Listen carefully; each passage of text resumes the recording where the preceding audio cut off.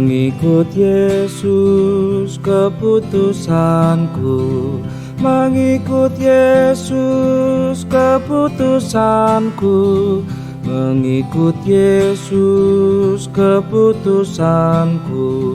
Tetap teguh, tetap teguh. Dunia ku tolak, ku ikut salib. Dunia ku tolak, ku ikut salib.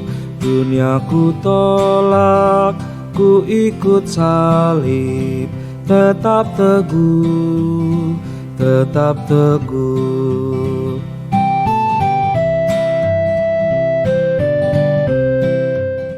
Halo sahabat Sudirman semua, semoga kita dalam keadaan yang sehat dan tentunya sejahtera di dalam Tuhan. Mari kita persiapkan diri, kita berdoa.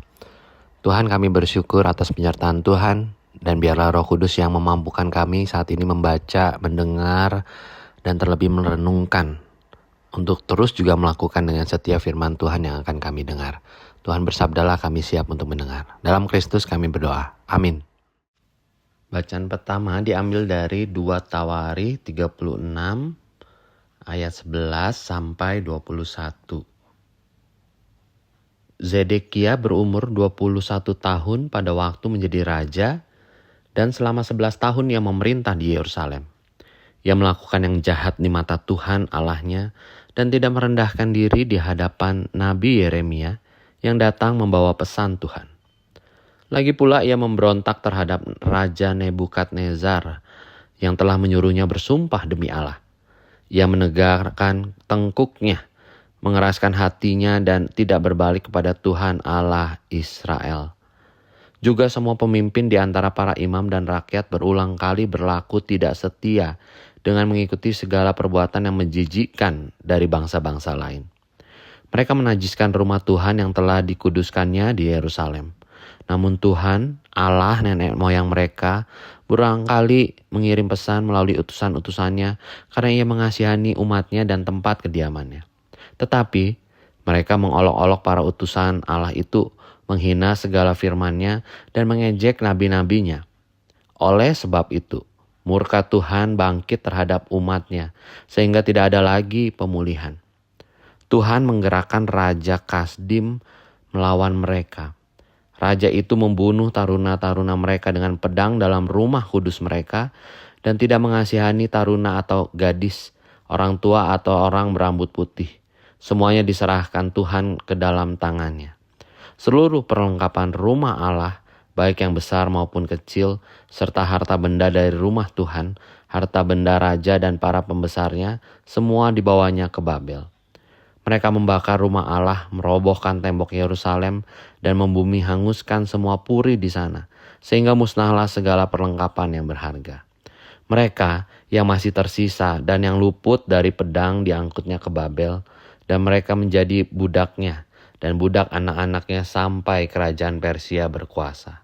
Dengan demikian, genaplah firman Tuhan yang diucapkan Yeremia, sampai tanah itu tuntas menjalani tahun-tahun sabatnya. Tanah itu dibiarkan tandus selama tahun-tahun sabat itu, hingga genaplah 70 tahun. Demikian firman Tuhan. Bacaan kedua diambil dari Yohanes 1 ayat 43 sampai 51. Keesokan harinya Yesus memutuskan untuk berangkat ke Galilea. Ia bertemu dengan Filipus dan berkata kepadanya, "Ikutlah aku." Filipus berasal dari Betsaida, kota Andreas dan Petrus. Filipus menemui Natanael dan berkata kepadanya, "Kami telah menemukan Dia yang disebut oleh Musa dalam Taurat dan oleh nabi-nabi, yaitu Yesus, anak Yusuf dari Nazaret." Kata Natanael kepadanya, "Mungkinkah sesuatu yang baik datang dari Nazaret?" Kata Filipus kepadanya, "Mari dan lihatlah." Yesus melihat Natanael datang kepadanya lalu berkata tentang dia, "Lihat, inilah seorang Israel sejati, tidak ada kepalsuan di dalamnya." Kata Natanael kepadanya, "Bagaimana engkau mengenal aku?" Jawab Yesus kepadanya, "Sebelum Filipus memanggil engkau, aku telah melihat engkau di bawah pohon ara." Kata Natanael kepadanya, Rabi, engkau anak Allah, engkau raja orang Israel. Yesus berkata, apakah karena aku berkata kepadamu, aku melihat engkau di bawah pohon ara, maka engkau percaya? Engkau akan melihat hal-hal yang lebih besar daripada itu. Lalu kata Yesus kepadanya, sesungguhnya aku berkata kepadamu, kamu akan melihat langit terbuka dan malaikat-malaikat Allah naik turun pada anak manusia. Demikianlah firman Tuhan. Sahabat Sudirman yang terkasih, bacaan kita kali ini di minggu biasa atau minggu sesudah Epifani berkisah soal bagaimana Yesus merekrut atau memanggil 12 muridnya yang nanti kemudian akan menjadi murid-murid utama dalam perjalanan pelayanannya. Dan yang menarik adalah statement dari Nathanael yang sempat mempertanyakan, mungkinkah yang baik itu datang dari Nazaret? Sebetulnya wajar saja ketika mempertanyakan orang yang tidak dikenal, yang kemudian menurut orang lain itu baik dan kemudian kita diajak bergabung dalam suatu kelompok. Tetapi apakah memang penolakan bahkan dari sejak awal yang terjadi oleh Yesus, bahkan oleh calon murid utamanya yaitu Nathanael, ini punya alasan yang kuat? Ya, mereka memang belum pernah bertemu secara langsung dan berbicara. Walaupun kemudian Yesus mengingatkan, aku melihat engkau di pohon ara. Pengenalan yang sangat singkat, dan statement itu membuat kemudian Nathanael percaya. Dan diteruskan oleh Yesus, kalau kamu percaya saya baru ngomong pernah ketemu di pohon ara, oh nanti kamu akan melihat hal-hal yang lebih besar lagi. Maka bacaan ini akan berlanjut dengan kisah esok hari dalam renungan kita yang akan justru dengan tajam Yesus ditolak di kotanya sendiri. Penolakan saudara-saudara hal yang menyakitkan, sehingga sejak awal pun Yesus mengalami itu bahkan oleh calon murid-murid pertamanya dan tempat dia melayani, atau bahkan disebutnya tempat asalnya yaitu Nazaret. Tetapi tidak menjadi hambatan untuk dia terus berkarya. Di kisah yang pertama, Raja Zedekia di tengah usia yang masih muda, tetapi dia tidak bisa merendahkan diri di hadapan Tuhan. Allah mengingatkannya melalui berbagai utusannya, tapi dia kebebal dan menyembah ilah lain. Maka kemudian diberikanlah hukuman. Dan kita bisa merefleksikan segitu kalibernya Yesus dan Allah bangsa Israel. Tetap ada penolakan. Maka kalaupun hari ini kita menjalani kehidupan pernah atau malah sedang mengalami penolakan, entah karena berbagai hal, usia, kemampuan, bahkan mungkin suku, agama, percayalah Tuhan tidak pernah menolak kita. Malah kadang-kadang kan kita yang menolak Tuhan, bukan? Seperti Nathanael yang mempertanyakan, bangsa Israel yang kerap kali berpaling karena tawaran yang lebih menarik daripada Allah Israel yang mereka sembah sebelumnya. Maka hari ini mari kita kuat dalam setiap penolakan dan terus berkarya, jangan pernah berhenti. Esok hari akan berlanjut. Bahkan penolakan Yesus tidak membuatnya patah semangat, justru karyanya makin meluas keluar ke suku-suku yang bukan Yahudi. Kiranya Tuhan memberkati kita semua. Amin. Mari kita berdoa. Tuhan, kami bersyukur atas firman Tuhan yang mengingatkan betapapun penolakan dapat terjadi dalam kehidupan kami. Mungkin karena kami Kristen, mungkin karena kami masih muda, mungkin karena kami tidak punya kemampuan lebih, tenaga yang kurang dan sebagainya. Kiranya Tuhan menguatkan kami agar karya dan berkat yang ada dalam diri kami, talenta yang kami miliki, tidak menjadi berhenti pada diri kami karena penolakan itu. Biarlah kami terus berkarya dengan penyertaan Roh Kudus-Mu dengan kerendahan hati. Tuhan, saat ini kami juga bersatu hati Mau berdoa buat sahabat-sahabat kami yang berulang tahun.